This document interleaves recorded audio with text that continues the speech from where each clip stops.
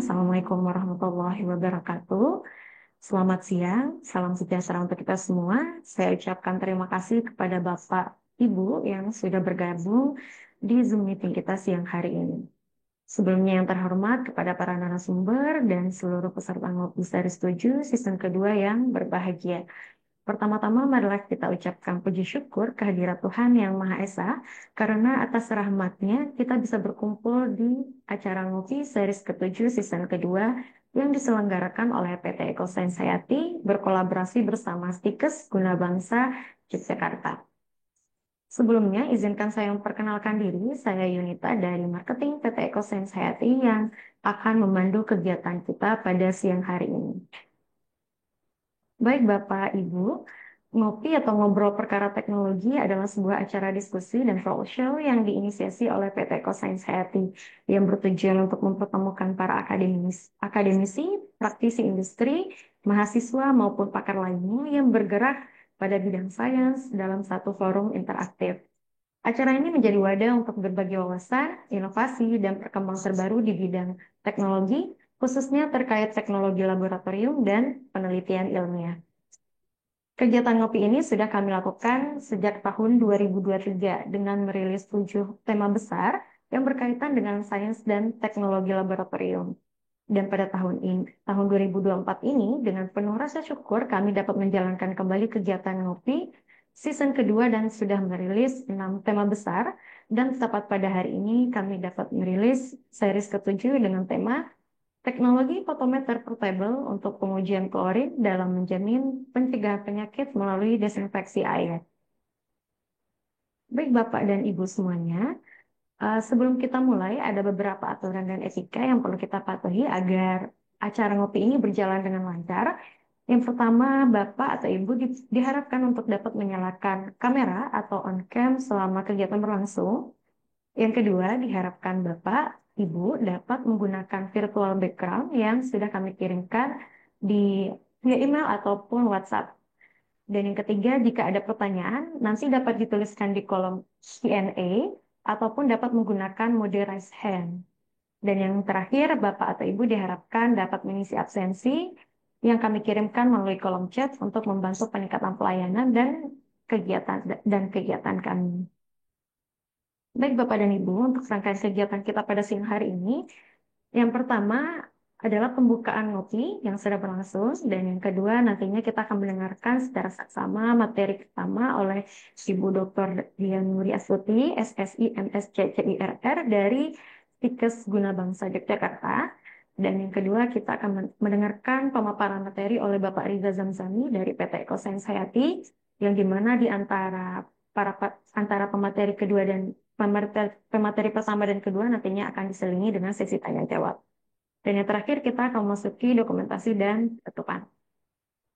Baiklah, tanpa berlama-lama lagi, marilah kita masuk ke materi pertama, Bapak dan Ibu, dengan topik peran klorin dalam pencegahan penyakit melalui desinfeksi air yang akan dibawakan oleh narasumber pertama kita, yaitu Ibu Dr. Dean Nuri Astuti, SSI MSc CIRR. Beliau adalah Associate Researcher di United Nations Environment Program, Accredited NGO, sekaligus dosen di Stikes Guna Bangsa Yogyakarta. Baik, mungkin langsung dipersilahkan kepada Ibu Dian, waktu dan tempat. Selamat siang, Assalamualaikum warahmatullahi wabarakatuh. Terima kasih Bu Yunita atas waktunya. Waalaikumsalam. Selamat siang Bapak Ibu semua. Izinkan saya memaparkan apa yang menjadi topik untuk pada siang hari ini. Sebelumnya mohon maaf apabila nanti dalam menyampaikan apa yang saya ketahui ya, mungkin ada yang perlu diklarifikasi. Nanti kita sama-sama sharing bersama. Oke. Mungkin sebelum saya menyampaikan materi, saya akan menampilkan terlebih dahulu video pendek ya, hanya 1 menit terkait dengan penggunaan klorin. Ya.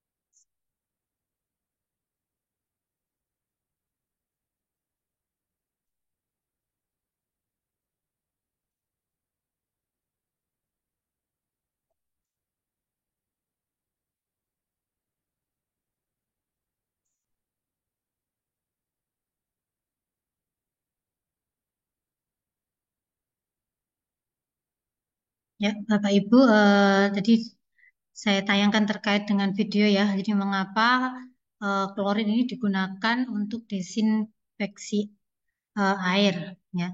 Berikut saya share untuk materinya.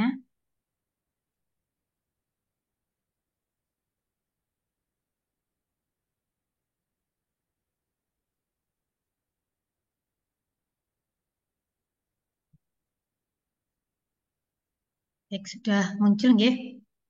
Jadi untuk tema siang hari ini yaitu terkait dengan peran klorin dalam pencegahan penyakit melalui desinfeksi air.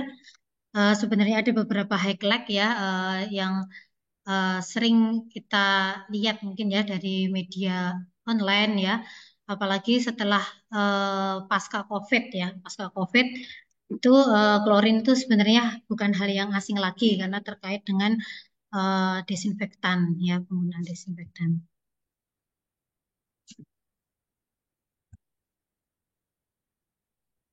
Hmm. Baik, jadi ada beberapa highlight terkait dengan penggunaan klorin sendiri. Jadi sering yang muncul mungkin di media itu terkait bahwa apakah ada efek samping dari penggunaan klorin atau tidak. Terus kemudian pernah juga muncul ya berita hoax ya di mana larutan klorin dioksida ini bisa menyembuhkan semua penyakit. Tapi sudah diklarifikasi oleh Kemenko pada tahun 2023. Kemudian juga apakah penggunaan klorin ini itu memang perlu dilakukan, apakah ada efeknya terkait dengan bahaya cancer seperti itu. Nah, nanti mungkin akan kita bahas terkait bagaimana sebenarnya efektivitas dari klorin sendiri untuk sebagai zat yang digunakan untuk desinfeksi. Sebelum kita melangkah jauh ya terkait dengan pengendalian penyakit, terkait dengan ruang lingkup apa saja yang nanti mungkin kita bisa bahas bersama. Yang pertama yaitu terkait dengan sebenarnya desinfeksi dan sterilisasi itu sama atau beda. Mungkin kalau orang awam yang melihat itu kan sama-sama untuk apa namanya mencegah atau menghambat atau membunuh dari mikroorganisme. Tapi ternyata dari desinfeksi dan sterilisasi ini adalah dua hal yang berbeda. Kemudian yang berikutnya adalah terkait dengan jenis desinfeksi sendiri, kemudian klorinasi, dan terakhir adalah pengendalian penyakit menular melalui klorinasi. Terkait dengan definisi dari sterilisasi maupun desinfeksi, ada sedikit perbedaan ya, meskipun semuanya ini adalah berkaitan dengan mikroorganisme. Di mana untuk sterilisasi sendiri ini adalah suatu proses di mana nanti semua bentuk hidup ya, terutama mikroorganisme itu akan terbunuh gitu ya. Berbeda dengan desinfeksi sendiri yang apa, tujuannya hanya untuk membunuh bakteri atau mikroorganisme yang sifatnya adalah patogen atau penyebab penyakit. Kemudian ada beberapa istilah juga yang sering kita temukan ya. Kalau saya rasa melihat dari audiens sendiri ini sudah pakar semua gitu Bapak Ibu ya. Uh, jadi terkait dengan antisepsis itu apa, kemudian antiseptik itu adalah di mana antisepsis ini kan membunuh apa namanya mikroorganisme, seluruh mikroorganisme itu pada jaringan hidup menggunakan zat-zat kimia. Sedangkan antiseptik sendiri itu zat yang digunakan dalam proses antisepsis itu sendiri.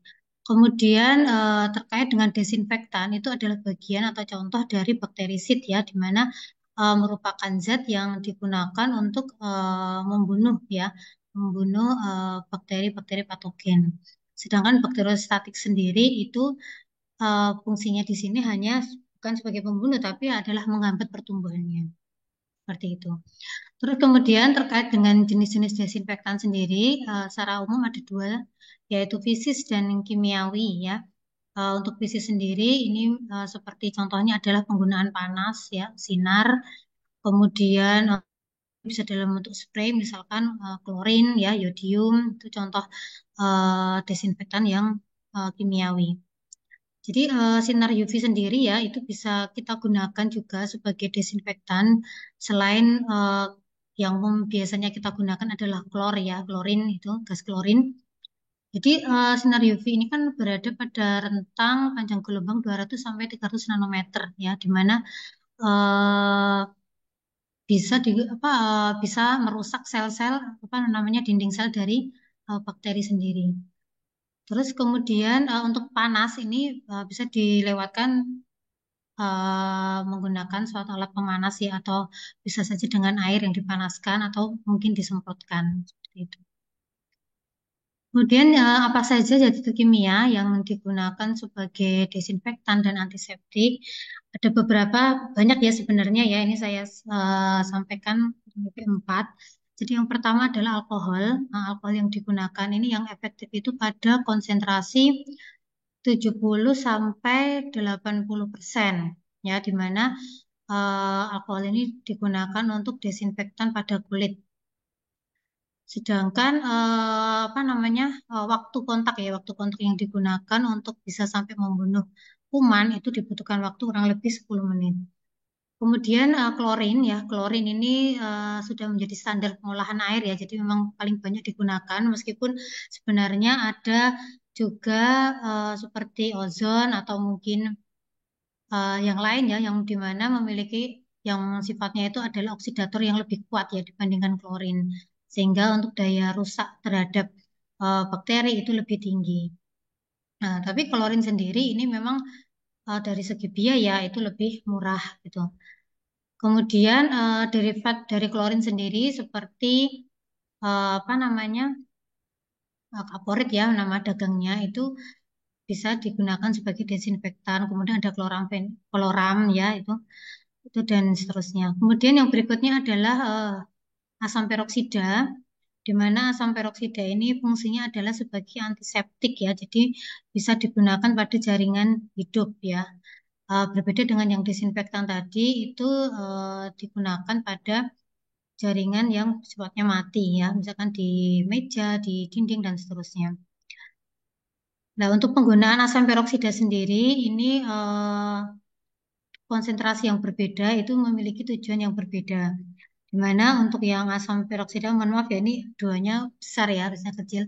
Jadi asam peroksida misalkan dengan konsentrasi 0,3 sampai 6% ini kan fungsinya difungsikan sebagai desinfektan. Kemudian asam peroksida 6 sampai 25% ini untuk proses sterilisasi. Yang lebih besar lagi ya, asam peroksida 3% itu untuk mencuci muka, asam peroksida 10% itu bisa untuk eh, virus ya, virus maupun bakteri yang memiliki spora generatif. Kemudian yang berikutnya yaitu zodium ya, kita tahu bersama ya bahwa yodium ini sifatnya adalah antiseptik ya, di mana sangat efektif dalam menghambat pertumbuhan dari parasit protozoa. Misalkan seperti amuba penyebab disentri. Oke, terus kemudian selain dari bahan-bahan kimia yang saya sebutkan tadi, yang umumnya adalah cair, ada juga yang wujudnya berupa gas seperti etilen oksida, kemudian ada gas formalin, kemudian ada ozon ya. Ada yang sedikit perlu diperhatikan misalkan terkait dengan gas ozon ya. Jadi ozon sendiri itu pada saat penggunaannya sebagai desinfektan itu perlu sekali kita perhatikan terkait dengan kelembapan udara. Jadi memang harus kering. Nah, kenapa? Karena memang dengan misalkan dengan adanya molekul air ya akan membentuk radikal, di mana radikal ini nanti misalkan bereaksi dengan nitrogen bebas itu akan menyebabkan atau menghasilkan asam nitrat yang sifatnya adalah toksik. Kemudian selain itu juga perhatikan juga terkait kadar ozon ya, di mana kadar ozon dalam udara ini kan diharapkan kurang dari 0,3 ppm. Kemudian selain itu adalah durasi paparan dan juga desinfeksi menggunakan gas ozon ini dilakukan pada ruang yang tertutup. Kemudian ada beberapa faktor ya yang mempengaruhi terkait efektivitas dari desinfeksi sendiri. Kurang lebih ada 5 ya. Yang pertama adalah pH. Jadi untuk derajat keasaman ini sangat berpengaruh sekali. Misalkan kita menggunakan gas klorin untuk apa namanya sebagai desinfektan. Karena kalau gas klorin ini kan eh, apa, dalam air itu ya, itu kan akan menghasilkan asam hipoklorit ya, di mana asam hipoklorit ini juga nanti akan terionisasi menjadi plus kemudian ion hipoklorit ya, di mana eh, apa konsentrasi atau kadar masing-masing dari asam hipoklorit yang dihasilkan ini kan sangat dipengaruhi oleh pH.